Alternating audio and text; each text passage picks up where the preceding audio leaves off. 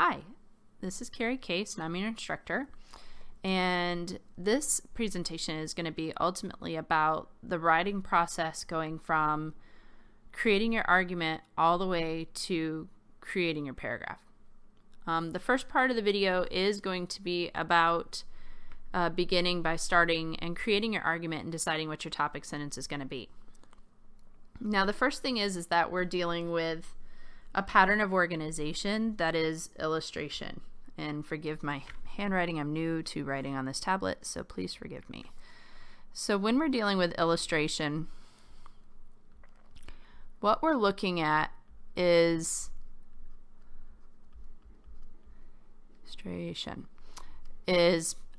creating a claim and then using facts and examples to prove that claim is true.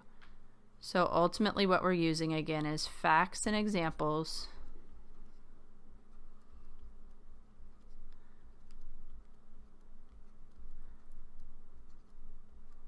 to prove the claim true.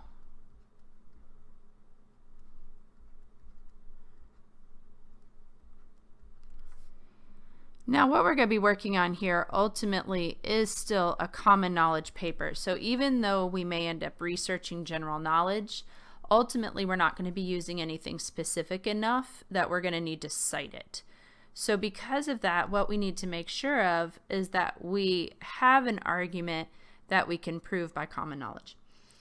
So sometimes the easiest way is to decide, first of all, what you want to do for your topic that creates an argument that you would like to support as true, or that you have a claim that you would like to argue as true. As an example, I'm just going to go ahead and I'm going to use CPCC. So if I decide that my topic is going to be CPCC, well, if I just say that Central Piedmont Community College is a community college, then that is description. That's all that is. There's nothing to prove. There's nothing to make sure that I'm claiming. So ultimately now I have to decide what kind of argument I can make about this topic and how I would support that claim as true. So a lot of times if you start with what you think could be your topic sentence, that will help you to formulate the rest of how you're going to create your paper. So ultimately there is a topic sentence formula that I like to use in my classes, and it's a pretty straightforward formula that not only helps you to decide what your argument is going to be and what direction your facts and examples are going to take, but it also helps you to follow a basic sentence structure of subject, verb, object, leftover, and it keeps you from starting your topic sentence with something like there are many reasons, or there are resources, or something to that effect. When you're starting with that's an adjective, it's a location, it's not a direct statement, and often a direct statement is more powerful and more of a hook than a lot of other things that you could create. So for my topic sentence formula, and I'm just going to put a little TS here because as we get into essays, that TS is then going to stand for thesis statement. So this formula ultimately works for both. But the first thing that we need to have in any paper that we write is going to be the topic. But then what you want to make sure to include is going to be your pattern of organization. And this sometimes gets left behind. Without a distinct pattern of organization, your paper will end up becoming descriptive or off topic, and it'll end up being a mixed bag of what you're trying to say. So you've got to establish your pattern of organization. In this case, because we are doing illustration, we know that we need to create some facts and examples for our reader, so we need to create some sort of pattern of organization that's going to reinforce that illustration. Illustration, remember, actually is the basis of almost every paragraph that we ever write, whether it's comparison, contrast, cause and effect, process. Ultimately, we have something we're trying to prove to our reader, and we're going to use facts, examples, steps, whatever it is. It's still illustration. But when we do just sheer illustration, it is purely making a claim and proving it is true. However, it's different from argumentative or persuasive in that we are not creating a call to action as our conclusion. So we're not quite doing that. We're not asking our reader to do anything. We're going to give them information and hope they do what we think is right. So we have our pattern, we have our organization, and then number 3 is going to be the point or argument you're going to prove or claim is true.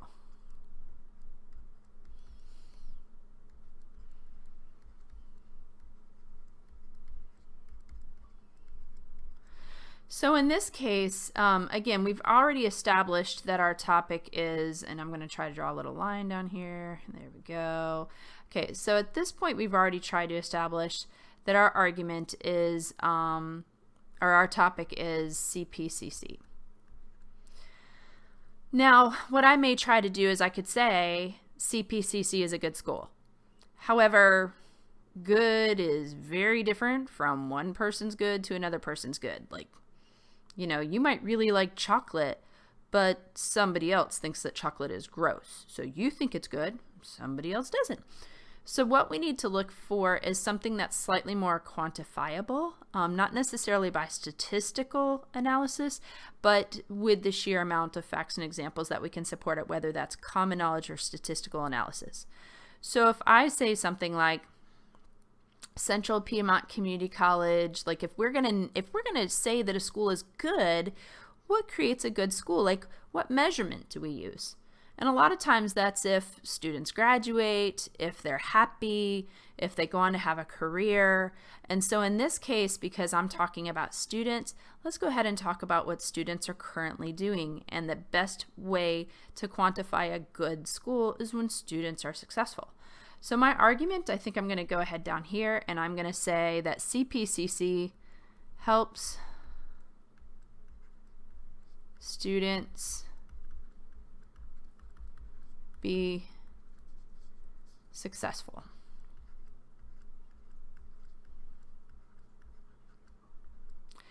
Now I can just stop it here and say CPCC helps students be successful, but then your reader is going to ask a question almost immediately. And the question that they're going to ask is, well, how? How do they do that? How does CPCC help students be successful? So then what I now need to do is quantify how they're able to do this. So ultimately, probably what I'm going to look at are things like resources, the resources that the school has to help students be successful. Well, ultimately, remember that illustration by its nature is to create facts and examples to support your argument as true. So this has a key factor that we can now use for number 2. So if I come over here, I could say CPCC has many resources. So now when my reader reads my paper, they, after reading this as a possible topic sentence, now expects to see the resources that I am going to discuss and how they help students be successful. Excuse me. So that's ultimately what I'm doing when I'm creating my argument. Now again, you should notice that the CPCC creates a subject, that the resources, that the has creates that verb, the many resources is the object, and the help students be successful is the leftover. So notice we're creating that direct sentence structure. It's an easy formula, and to be honest, it's pretty stable. So even though it seems boring and seems too direct, ultimately this gets it out of the way. And typically having a sentence like this somewhere in your thesis statement when you're creating a paragraph, or as your basic topic sentence when you're creating a basic paragraph, or a thesis statement when you're creating an outline, that's going to help you to direct your reader to exactly what you want them to see or read or move to. So if, again, I'm going to create a topic sentence out of this, then let's go ahead and let's do that. Just gonna check my good job. Okay, so now when I come down here, I'm gonna look at this and I'm gonna try my best, so please forgive my handwriting.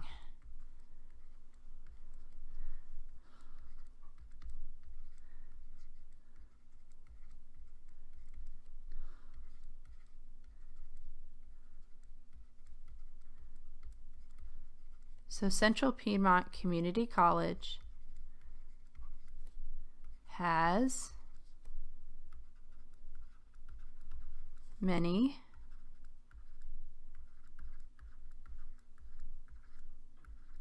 resources to help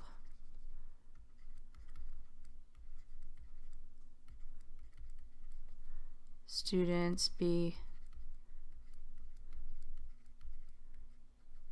successful. So at this point, if I go back through, one of the things I should do is I should go back and check my work and make sure that I have my 3 pieces. If I don't have my 3 pieces of my topic sentence, then unfortunately I'm most likely going to end up in a descriptive paragraph, and I don't want to do that. So I'm going to go through and I'm going to check and make sure that I have all my pieces. So if I come up here, then I know that if I'm looking at my topic sentence, or my topic in my topic sentence, then I know that I have, not very talented at that, Central Piedmont Community College is my topic my topic of my topic sentence. I know that I have my pattern of organization here, which now shows that I have examples that I'm going to use. And then I have my, that they help students be successful. And you'll actually notice that the resources help students be successful. So you notice I have a little bit of bleed over between my pattern of organization and my argument. So once I've checked and made sure that I've had all 3 pieces, then I'm ready to move on to the next step, and we're all ready to go.